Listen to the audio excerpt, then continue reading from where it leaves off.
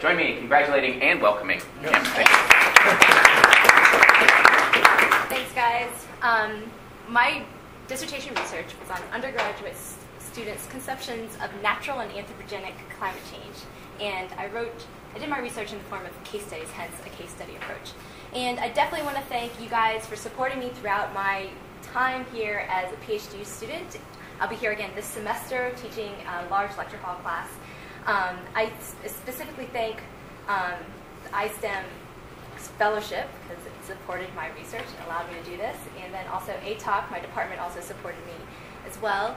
And then my advisors, Linnea Avalone, Aaron Furtok, Noah Finkelstein was on my committee, and so was Baylor Fox-Kemper and Katja Friedrich.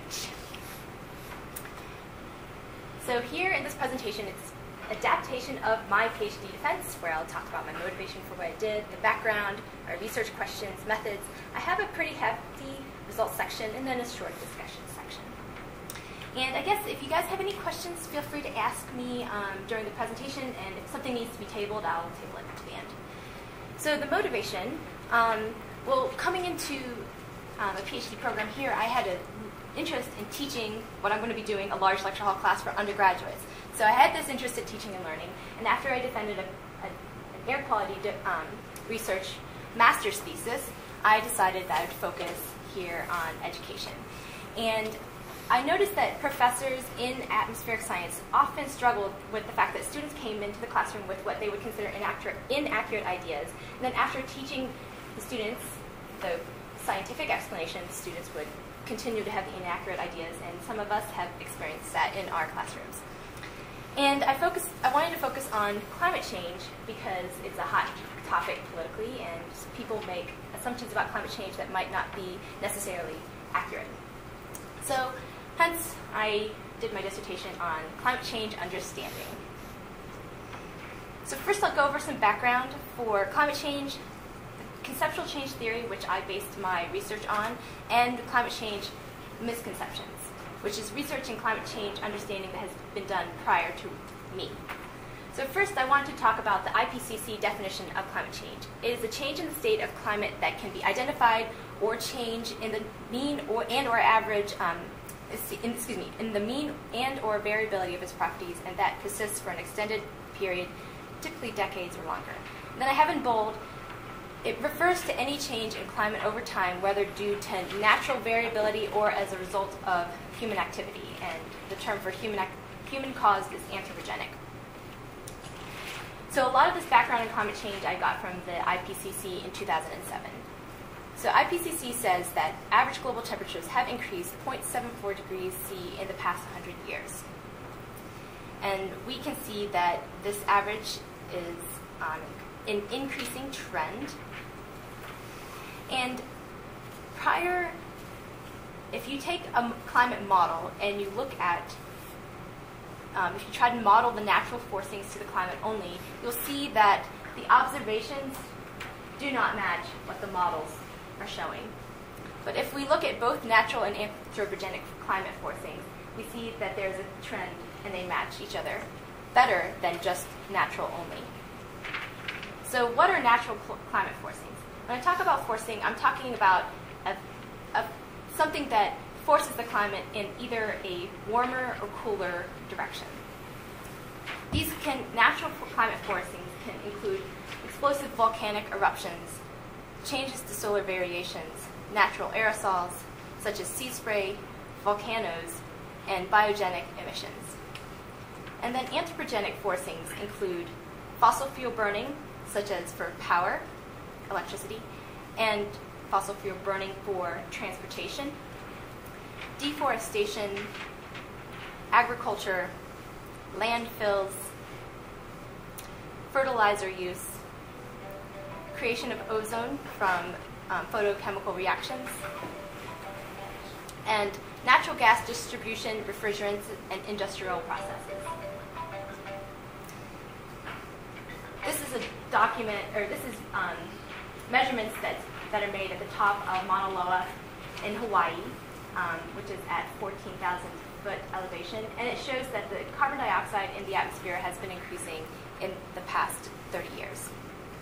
and these are most likely due to anthropogenic emissions of CO2, such as from fossil fuel burning and from deforestation. And one other thing I want to talk about for deforestation. When we talk about deforestation, the impact of the deforestation is that it takes away an absorber of the carbon dioxide. And then it also, once this actually becomes a lighter color, what it actually could do is force the climate in a cooler direction because it increases the reflectivity of the land. However, the impact of the CO2 is higher than that of the reflectivity, so it forces the climate in a warmer direction. So now I'll talk about the theoretical background for my research. It's all based under the umbrella of the class of theories called conceptual change. And when I say when I say concept, I think of an abstract idea. And for change, I mean something that will transform or evolve. Hence, the definition of conceptual change that I use is an improvement in students' knowledge as a result of overcoming inaccuracies or moving towards an expert-like way of understanding a scientific concept.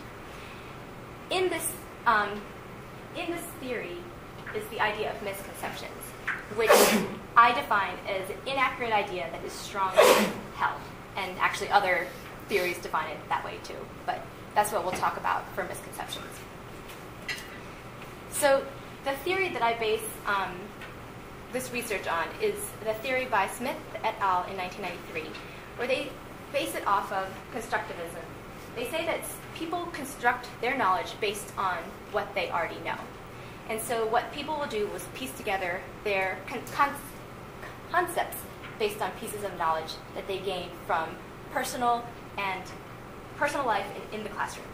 So if their everyday experiences happen to conflict with this scientific explanation that is given in the classroom, this could cause people to struggle. Why is this off? I would just turn back on. I think it was a class before you, and it cycles off after an hour. 3 hours. Use. Yeah. Hopefully it's 3 hours. Yeah. There's a warning for anybody teaching. If you ever come into a class and the projectors are on, turn them all off and turn them all on again. It's not going to turn on until that red blinking turns off. Yeah, you have to wait. So wait. Yeah. That's kind of safety. But Oh. there it goes. Well, let's see what I can. It's starting to come on. Now you can hit it on. Yeah, now you can hit it. Okay. Yep. I mean, I could totally change what I was going to present about, which would be kind of cool. We could talk about climate change misconceptions that we think that our students had. Okay.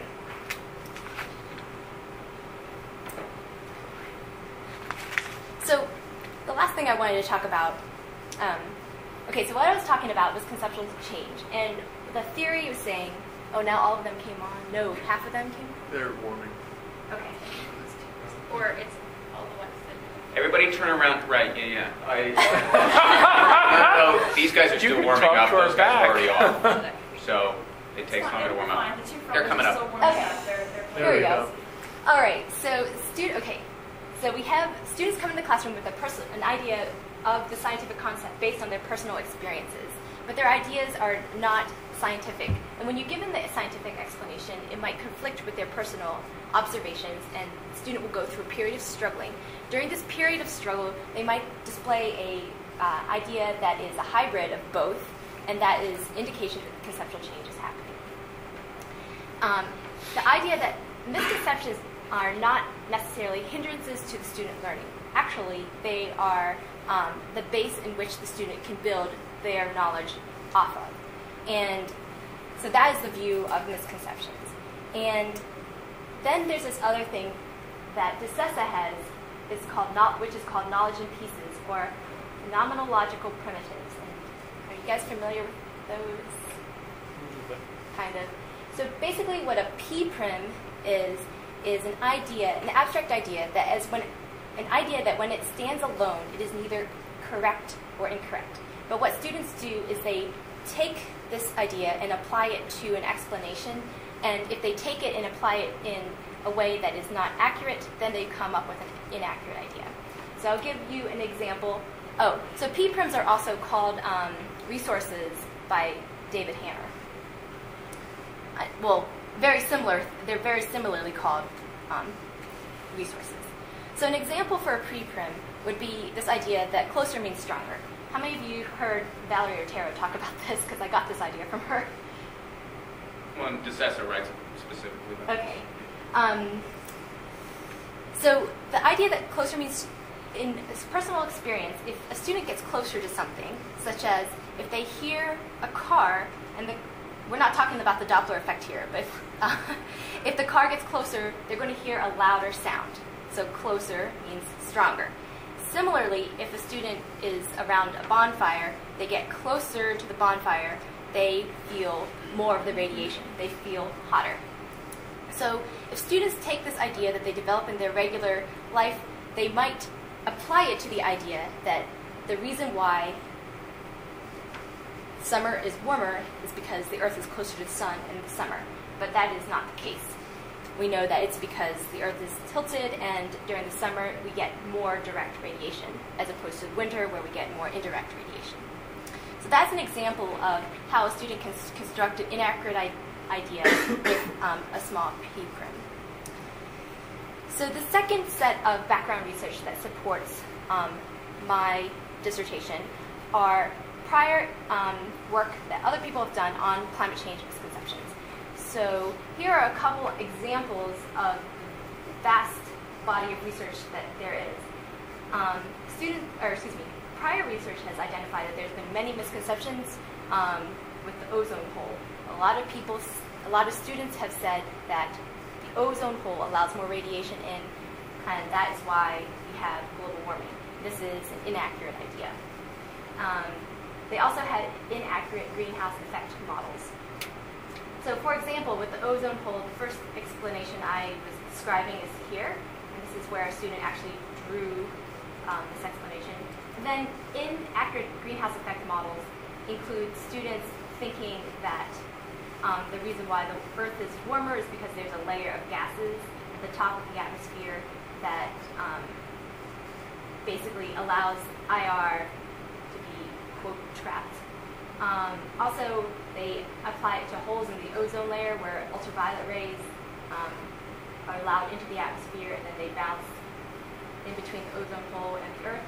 And then they also say that it could just be the actual sun rays, visible light rays, rather than identifying the transformation between visible light and infrared. Students also have been documented to confuse climate change with other environmental problems, such as acid rain and littering and nuclear war. And students have a tendency to generalize. They'll say that climate change is caused by pollution, but they do not describe what they mean by pollution. So this is using this body of research, I approached my data. However, there is a weakness there in the literature that there is not that much relationship to consumptive change. So this is the weakness that I addressed in my PhD research. So here are my research questions. What do students know about climate change at the beginning of the semester? How do those ideas change across the course of a climate change lecture class? And how does the trajectory compare between students who are lower and higher achieving at the beginning of the semester? So I designed my research to occur in an undergraduate lecture hall classroom, and I collected data for only one semester, and I focused on students that are college age, and I selected 5 students to interview throughout the semester, and these were my focus students. I expected these students to have inaccurate ideas, but I expected them to their ideas to change as they experienced the curriculum, and I expected, yeah. How did you choose those 5 students? I selected them based on their performance on a climate change questionnaire at the beginning of the class. So where's that? I'm actually going to go over that in a second, and then I can answer more questions. So I actually, when the students struggle, I expected them to experience consumptive change. And this was a qualitative research project. So I selected the students using this climate change questionnaire, and here's a snapshot of it. That it had questions that were multiple choice, Likert scale. I developed a key to score the climate change questionnaire, and I grouped the response, all of the students who consented to the research, I grouped them into one of 5 groups, where the 1 is the lowest performing and 5 is the highest performing. And so I selected a focus student from each of the 5 groups. Does that answer your question? Yeah, sort of. I was just wondering, like, what makes a student score 4.17? Right. It was based So on... they know a lot about climate change already. Right. Well, so we can see this, we'll see this, I guess what I would call stratification in the actual students that I interviewed. So for the data gathering, I interviewed my students 4 times throughout the semester. After I interviewed them, I composed ethnographic journals based on my findings. I also wrote activity logs, which were transcripts of the data, including some basic analysis. I also, in the interviews, asked the students to draw concept maps, and here's an example of a concept map from Chris, my lowest focus student. In addition, I sat in the classroom almost every day and composed field notes. I looked at classroom artifacts and exams and PowerPoint lectures. And I interviewed the professor 4 times throughout the semester as well. Can I ask about your distribution of students? Mm-hmm. Were there equal numbers of students in all those groups? No. No. Okay, that's a great question. So what I actually did was so for elaboration on how I selected the students, so this is their section 2 score of the climate change questionnaire. So there's approximately 160 students who consented. And I took the student that had the highest score and gave the student, that was a 4.55, and the lowest score, 2.23, and that's gave me the range, and then each group was an even piece of that range, as you can see in this graph. But that's a good question. Out of curiosity, can you say where most of them were? Oh, group 3 for sure. It was like a normal distribution.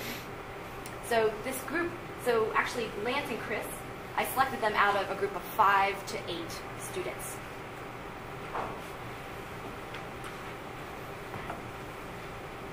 So I interviewed the students throughout the semester.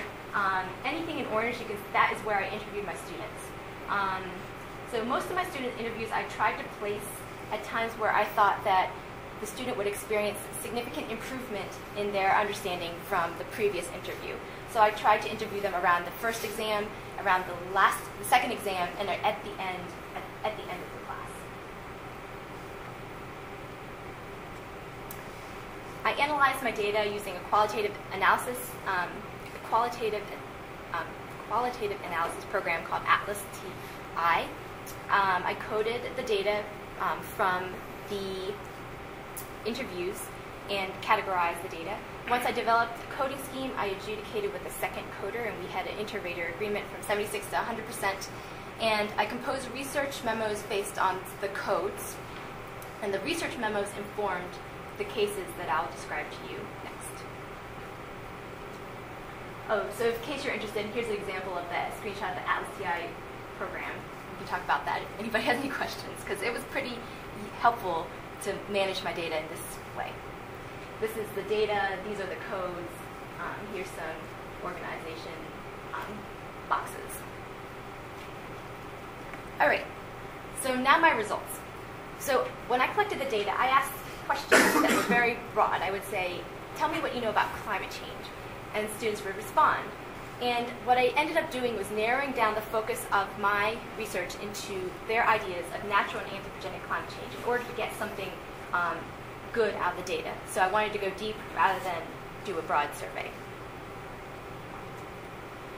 So here are my focus students. We have Lance, Lauren, Charlotte, Austin, and Chris, from highest performing to lowest performing. We have males and females. The females are in the middle. The males happen to be at the ends. And if you look at their majors, all of them are non-science majors. I want to point out that my highest performing student was originally a physics major, and then he switched to film.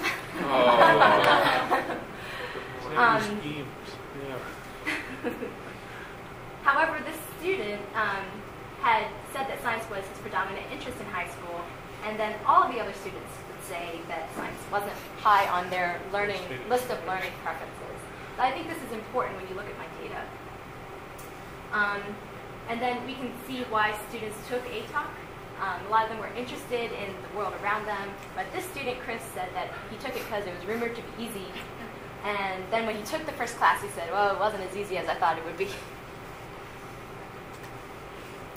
So first, I'll present my major findings and talk about the results that support these major findings. So first of all, some students struggle to develop a relationship between natural and anthropogenic climate change.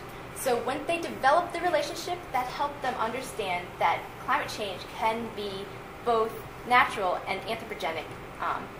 They both contribute to climate change. And the relationship that most students constructed was the idea that climate change is natural and humans are speeding it up. And the second finding was that 3 of my students constructed a definition of climate change that was different than the professors. So at the beginning of the semester, the focus students fell in line with where they performed on the climate change questionnaire. Lance, my highest focus student, gave a complete and clear explanation of climate change. Basically could be taken and put into textbook. Lauren, the second highest, actually included additional environmental problems in her ideas of climate change that were not climate change. For example, she said that overfishing was climate change. Charlotte had a definition that was different as well. Charlotte said that climate change was natural, and she reserved the things that were anthropogenic climate change for the term global warming. And Asta had very weak understanding of climate change. She said that carbon dioxide came from mud bogs, which she didn't know that it came from fossil fuel burning.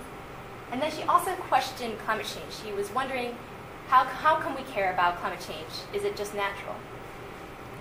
And then Chris, when he explained climate change, gave me jumbled ideas, and they didn't make very much sense. So let's look at the progression of fossil fuels and deforestation throughout the semester for the students as a whole.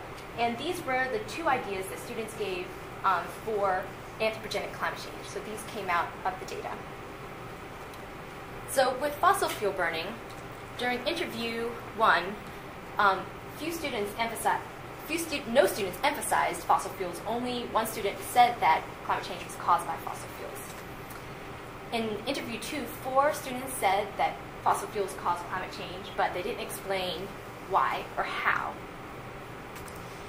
By interview 3, the students emphasized the impact of fossil fuel burning, and they also emphasized anthropogenic climate change. And they were able to explain how fossil fuels contributed to climate change. So why did they do this? Well, as I'm doing this research, as I'm taking this data throughout the class, you would expect the students to increase their knowledge. So right before interview 3, they studied for exam 2, and they learned a lot about the carbon cycle, and they also watched a movie which talked about the carbon cycle and showed a molecule of carbon transferring from the different reservoirs, such as fossil fuels, to the atmosphere. And so I think they got a visual idea of how fossil fuels are impacting the climate. And then these ideas, they emphasize fossil fuels again in interview 4. So with deforestation, 4 out of the students talked about deforestation. Chris did not. The lowest focus student did not. Lance talked about this in interview 1. He said, use of plant matter as resources is cutting down the ability for Earth to absorb CO2. So not only are we personally producing more, but we are cutting down on the Earth's ability to counteract it. So he is explaining the climate impact and how deforestation causes climate change. In interview 1, Lauren and Asta said that deforestation causes climate change, but they didn't explain how. And Lauren's, Asta's, and Charles' ideas of the climate impact of deforestation improved after interview 3, after they had learned about the carbon cycle. And we see Charlotte struggle with her ideas of how deforestation relates to climate change throughout the semester. So I'll go over that now. So with Charlotte, in interview 1 and 2, she tried to explain the impact of deforestation by a change in reflectivity. Remember, the deforestation change in reflectivity leads to a cooling forcing towards a cooling forcing rather than a warming forcing. So, but she kept on trying, since she knew that climate change is supposed to be adding to a warming. She kept on trying to make these ideas work. So she would say inaccurate statements such as, so land use change. When you take out the trees, the earth isn't able to absorb as much sunlight, long wave radiation from the sun. So with that, the earth is warming more. In interview 3, once she learned about the carbon cycle, she began to incorporate ideas of CO2 cycling into her explanation of deforestation. So she would say, taking away long chunks of forest, there isn't enough absorption of CO2. So instead of oxygen being in the atmosphere, there's that extra CO2. So now she's more in line with Lance, where she's talking about the impact of taking away a carbon sink.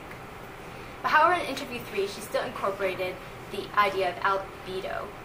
She said, if the forest is not there anymore, because then there's an increased albedo, which confuses me because I don't know why albedo is such a confusing concept for me.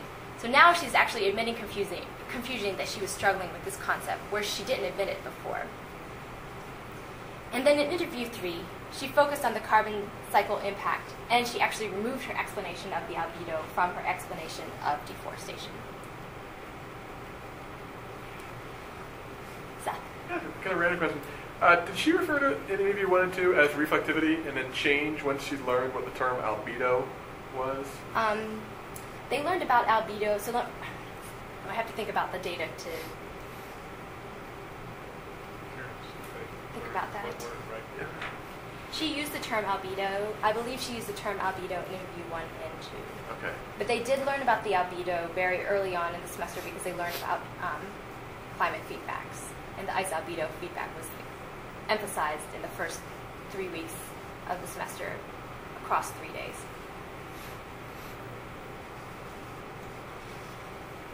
So now I'll talk about the case of Asta, the second lowest focused student, and we'll talk about how she struggled with her ideas of natural and anthropogenic climate change throughout the class, and it seemed like she had a hard time developing the relationship between the two of them. So in interview 1, Asta focused on past climate change. She said, and like there was an ice age, and now there's global warming, and it seems like it's just kind of the way the Earth is like stabilizing itself, and it's more natural. And again, she said she had said that she thought CO2 came from mud bogs, so she has weaker understanding of anthropogenic climate change. And she used the term pollution, but she didn't say what she meant by pollution as a cause of climate change. And then she said, I guess I just don't really understand how global warming is human-caused. So to me, this is a statement where she's questioning whether climate change is actually anthropogenic. In interview 2, she said that she had learned human causes of climate change, which makes me realize that it's not just something that's occurring naturally. So here, this is a statement that seems like she accepts anthropogenic climate change. And at this time, she knew more about, she mentioned fossil fuels and deforestation as anthropogenic causes of climate change. She said, all I know about this, deforestation, is that cutting down trees, we're creating less biodiversity, and it's obviously affecting the atmosphere. However, she wouldn't explain what she meant by obviously, so it seemed like obviously was a filler as to how deforestation is impacting climate. And then for natural, she emphasized feedbacks, and she classified climate feedbacks as natural climate change. In interview 3, she said, when we burn fossil fuels, we are putting more CO2 into the atmosphere, and that's why people believe driving cars and stuff is contributing to global warming. So here she's gone a long way from thinking that CO2 came from mud bogs, and now she knows the source of CO2. However, in interview 3, she struggled with the concept of water vapor. She said, there's a much higher concentration of water vapor than CO2 in the atmosphere, and like H2O is kind of a natural thing in our atmosphere, so that would be like climate change is supposed to be happening almost.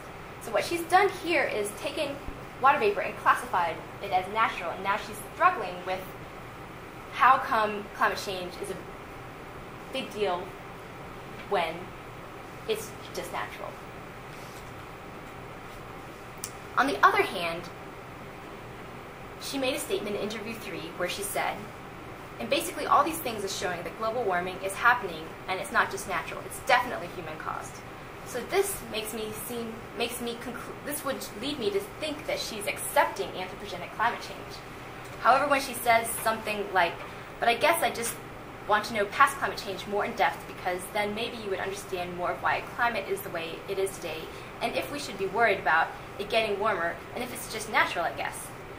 Well, here is another time where she's questioning climate change, and this is occurring during interview 3, so we see her struggling with these two things, and is it because she's classifying water vapor as natural? So by interview 4, she didn't discuss natural causes of climate change, and she focused on deforestation and fossil fuels.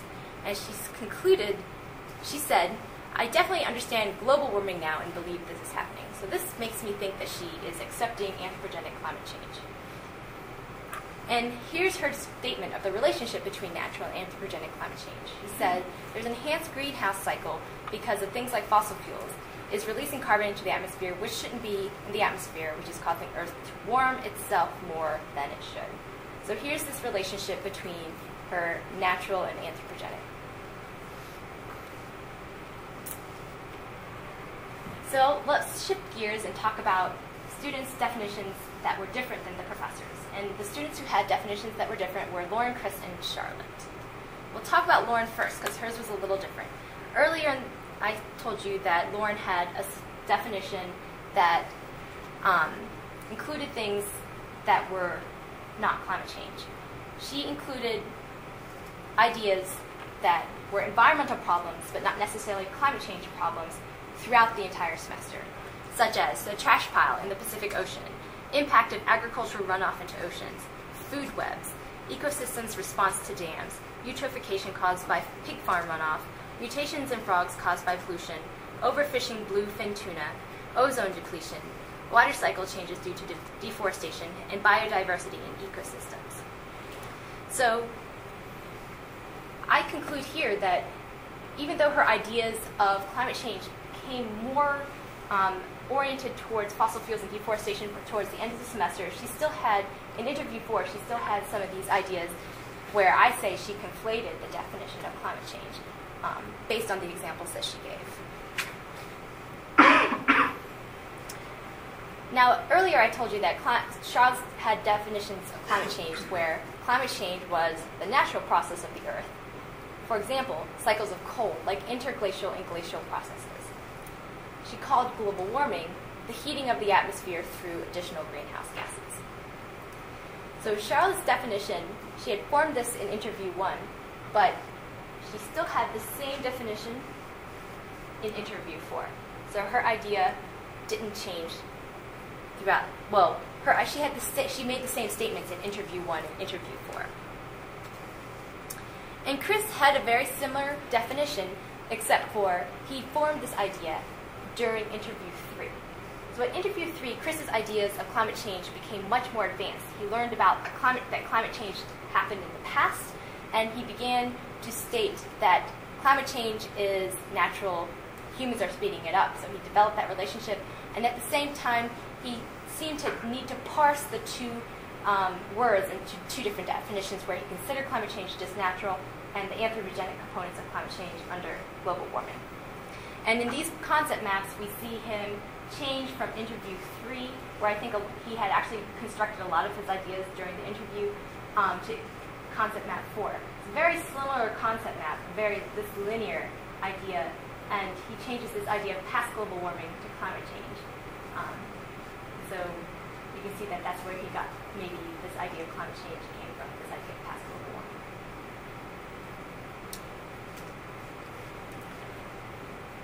So I talked about Chris's relationship between natural and anthropogenic climate change. He stated that humans are speeding up natural climate change. All 5 students talked about this relationship at one point or one point or another, but some students use the term accelerating instead of speeding up. The 3 higher focused students had this idea constructed at interview 1, and the 2 lower focused students, Austin and Chris, described this during interview 3. So let's take a look at some of these students' ideas in greater depth. So Lance describes what he means by accelerating in interview 1. He said, so if climate change is a natural process, we're accelerating it and perhaps, pushing it beyond where it's intended to go for the stability of our planet. So now he explains what he means by accelerating. In interview 4, he uses the term speeding up, but again, he uses specifics when describing what he means. He says, we are speeding up this natural flux of carbon from one reservoir to another, and we're seeing a difference from when it was happening naturally. So here what he means by speeding up is this natural flux. On the other hand, Chris's idea of speeding up is not as clear. He doesn't use a lot of description around what he means by speeding up. So in interview 3, he said, because of fossil fuel burning that we've been doing, we've been adding more CO2 into the air. We're speeding up, we're adding more into it. So here what I've interpreted is that speeding up means adding more. But in another time in interview 3, he could mean that speeding up is speeding up the cycle. And what do I mean by cycle? So the professor talked about the interglacial and glacial cycles of the Pleistocene. And we see temperature fluctuate, and she showed this graph actually in class and emphasized that the temperature fluctuates across many millions of years. So Chris said, you'll have a warm period, you'll have a cold period, you're going to have a warm period, and you're going to have a cold period, and it's going to span over 1 billion years, give or take a couple million. And yeah, with climate change now, we're just speeding it up. So after presenting this idea of fluctuations and then stating speeding it up, do I think that he means speeding it up is reducing the amount of time in between these interglacial and glacial cycles? And so he's thinking more like this, rather than that we're increasing the amount of CO2, the rate of CO2 into the atmosphere at an increasing rate, and thinking about the problems that are coming with that. And so does he think that there's actually going to be this point here where the climate is just going to shift down and decrease climate, or the average global temperature? And Chris also solidified this cycle idea in interview 4. He said, climate cycles throughout history we've learned, and we're speeding everything up more than it normally should be with the burning of fossil fuels. So again, he refers to the climate cycles before he talks about speeding up. And I think Lauren could have similar ideas.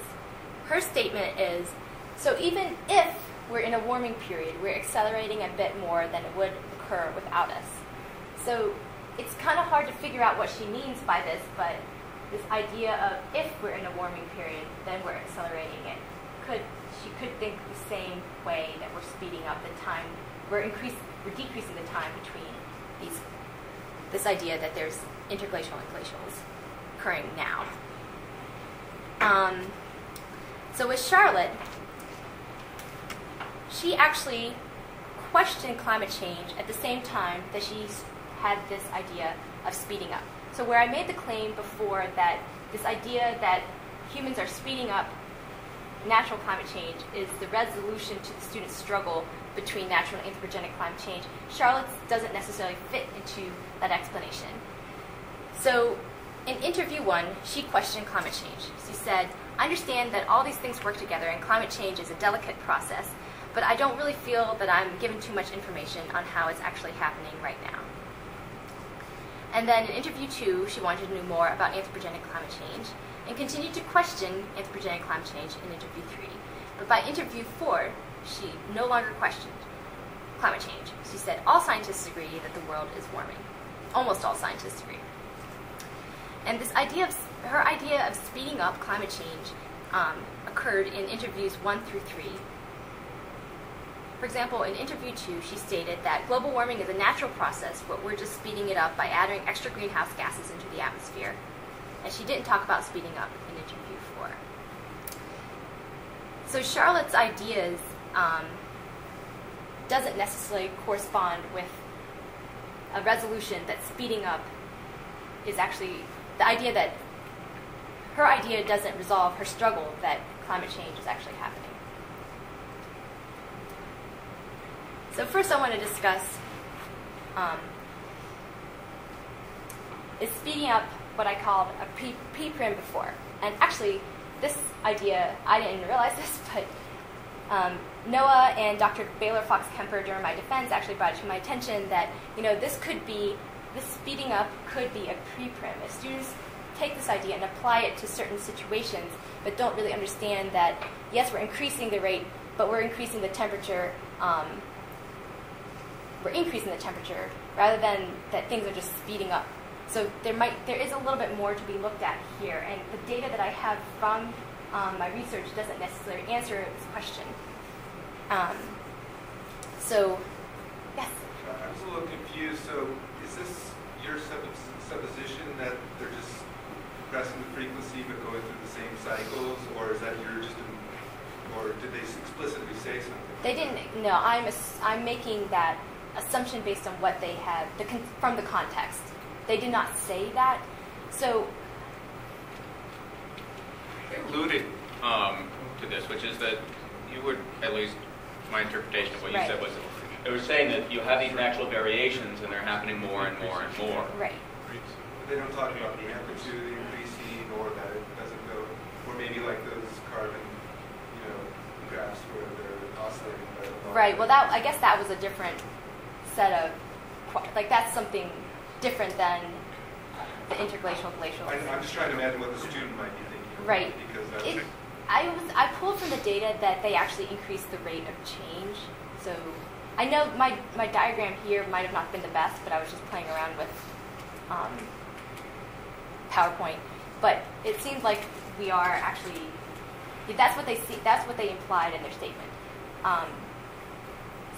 So I would like to go back and revisit that if I was going to do more research in this area, because there's data there, but that's what I'm getting from the data, and so there's a level of interpretation that I've made.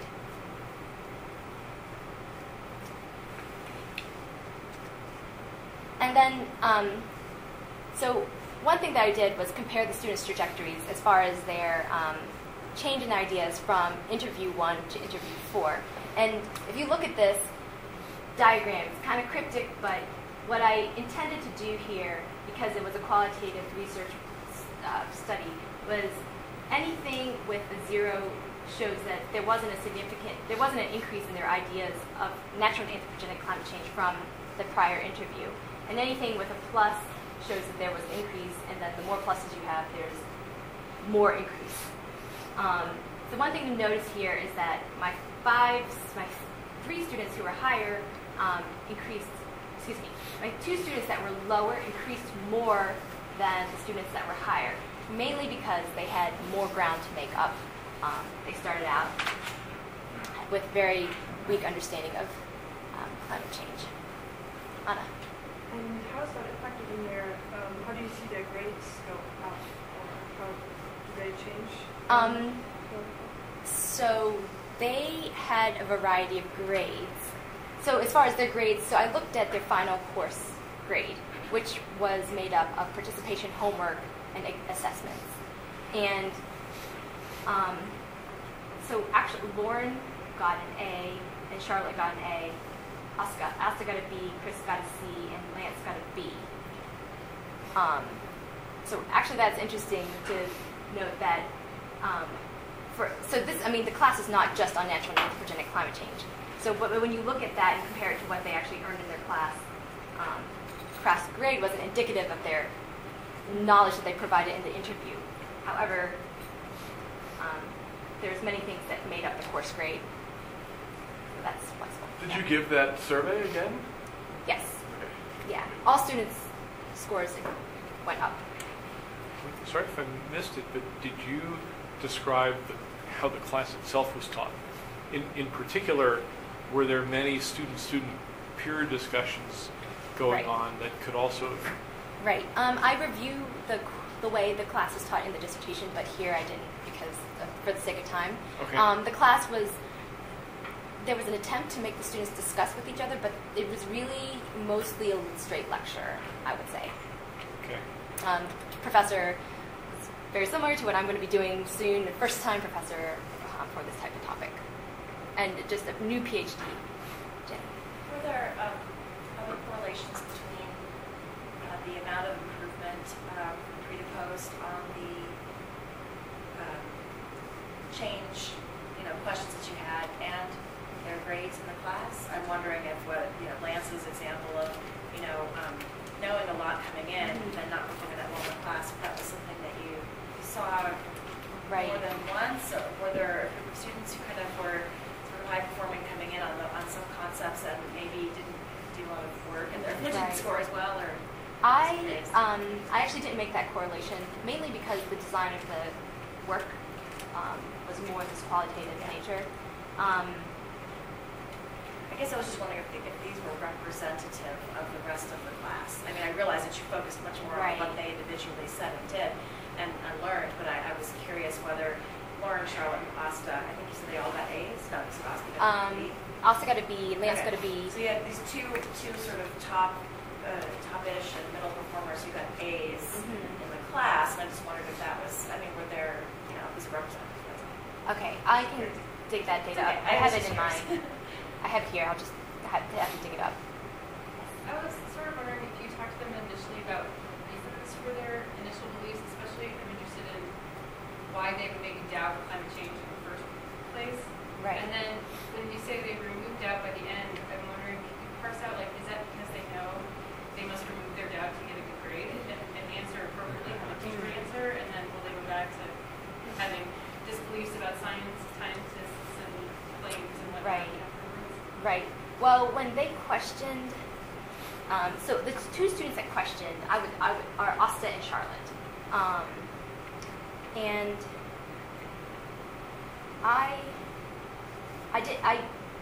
when they would make a statement in interviews, I would ask a follow-up question, but I didn't necessarily dig further because a lot of times it was just me asking a question. They kind of just let their brain go, so they were like, "Well, I wonder why."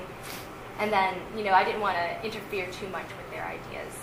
So it didn't seem like there was political motivations. Initially they got changed just for the class. You were not responsible for their grades. I think so. The class. One thing I actually forgot to mention was the professor during the class, and the professor talked about climate change. It's anthropogenic and natural climate change is occurring. So always in the context that both are occurring, and always using the term climate change in the context that it means both natural and anthropogenic climate change.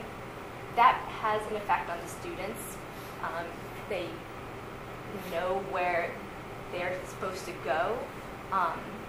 But what I was doing in the interviews is I'm looking, they can tell me whatever they want, so it's a little bit, you don't take the effect of a grade there. And I did pay my students, so they had motivation to talk to me. They didn't have motivation to tell me the right things. But one student did study for my interview, because I had an interview protocol that I used over and over again, so Charlotte studied before interview 4, which I definitely made note about in my dissertation. However, it's still showing that her ideas can progress, so I'm looking at their progression of their ideas. I was just curious, I kind of have two questions. One, if there are any prereqs that are required for this course? There is a prereq. There's a weather class. It's a prereq for this climate class. It's both large lecture hall. We get a lot of non-science majors who are trying to get their natural science core curriculum credits finished. Sorry. I'm interested in the student whose definition of climate change was very broad, and things that are not traditionally considered. But I was wondering if you asked them to define the word climate as opposed to climate change, because I think it would be very interesting to know if climate included these other environmental factors. Exactly. Yeah. When she described these examples, she could have meant global change rather than global climate change. So it seems like she's talking about environmental change, but not climate change. So I didn't ask her to tell me what climate meant, but I did ask her to tell me what climate change meant. She had a vague quote, the industrial and agricultural processes. And I wrote this in my dissertation, but didn't present it here. But it was difficult to parse out what she really meant. So I really used the examples to come to the conclusion that she had a broad definition of climate change. Going back quickly to Melissa's point, because I think it's important, since this is an important issue, do students really learn permanently, so to speak? Mm-hmm. We teach a little bit about climate change in astronomy. Mm-hmm. I personally teach quite a bit about trying to get students to realize what scientific evidence is like, kind of metacognitive discussion. Some of you know, because we've talked about teaching science and pseudoscience. And I have had a handful of students come up to me at the end of the term and say, gee, now I realize that some of the things said about climate change are really not scientific at all. Mm. And yeah. They basically said to me, now I understand it's real, because the other things I had been hearing before don't conform to what I've learned is good scientific evidence. Right. So and that's one of the recommendations that I have for future work, or for teaching actually, is to have this, gives the students time to metacognitively reflect on their ideas so they can develop this relationship. And I see, like, why do I question it, and think about those ideas. Well, I think two things work against us. Our students have been trained through most classes to quickly determine what is a teacher looking for in order to get a good grade. But the other problem is that outside of science, most belief comes from authority. Right? And so, the more they hear something, the more they believe it, as opposed to the more evidence there is for something, the more they believe. So that's actually interesting. Just, if you want to read this slide, I asked students in every interview, some people think that climate change isn't happening. Why do you think they think that? And I categorized the responses. And here are the responses. One of them, they blame the skeptic. Secondly, they blame political leaders. They say that people make incorrect assumptions, and then they use current facts to claim that climate change is not happening. So this is kind of a question about what their thoughts of a skeptic are. I thought that was interesting, having students thinking that way.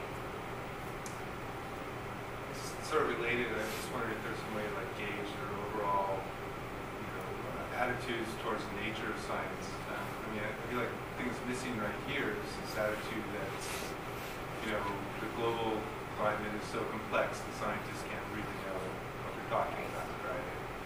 Well, actually, a lot of them made that statement in the interview, but I didn't.